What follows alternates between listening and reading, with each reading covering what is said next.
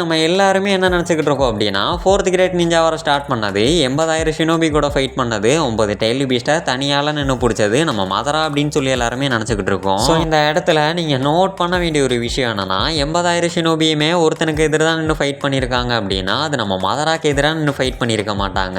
மதரா பேரில் இருக்கிற ஒபிட்டோக்கு அகைன்ஸ்டாக தான் 80,000 ஷினோபியுமே ஒன்று சேர்ந்து ஃபைட் பண்ணியிருப்பாங்க. அதை நம்ம மறந்துடக்கூடாது. ஸோ நீங்கள் நல்லா நோட் பண்ணி பார்த்தா உங்களுக்கே தெரியும், நம்ம மதரா மட்டும் தனியால் நின்று இருக்க மாட்டார். 4th கிரேட் நிஞ்சா வரப்போ ஏகப்பட்டவே ரீஅனிமேஷன் ஆகி வந்து வாரா இருக்கவே மேலே விட்டுருப்பாங்க.